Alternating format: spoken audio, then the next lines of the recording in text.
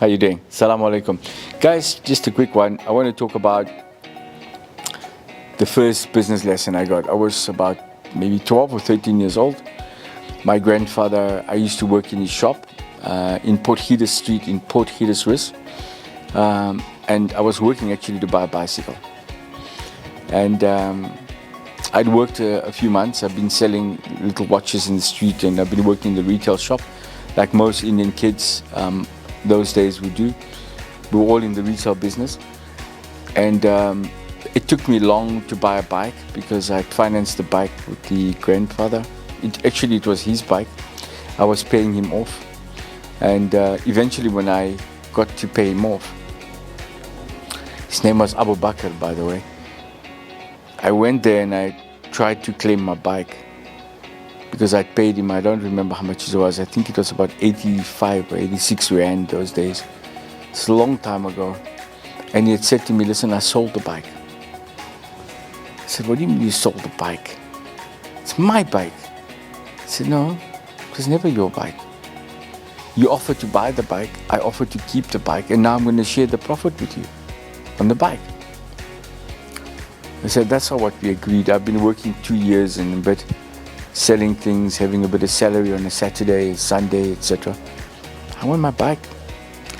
And eventually he said to me, here's your money. He counted it out to me. He gave me a small profit on what he sold the bike for. And he said, now you can go and buy your bike yourself. But as I left, he said something very important to me, which I'll never forget. He said, everything in life that you see is not real.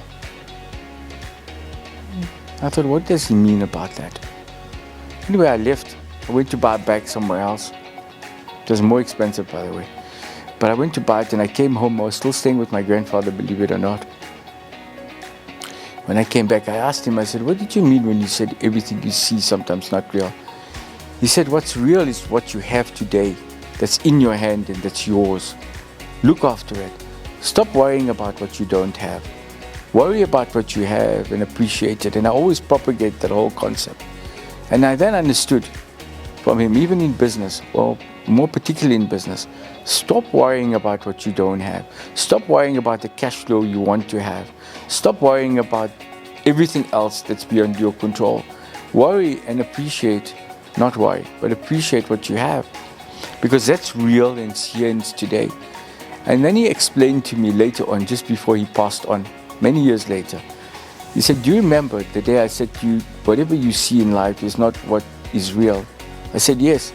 He said, many years later, you know I'm about to leave you. I said, yes.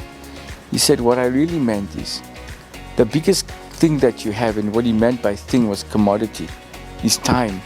Use it wisely. It's the best thing that you have in life. And that too applies to your business.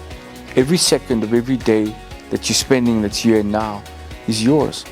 Yesterday is gone, it's no longer yours. Tomorrow is maybe not even yours.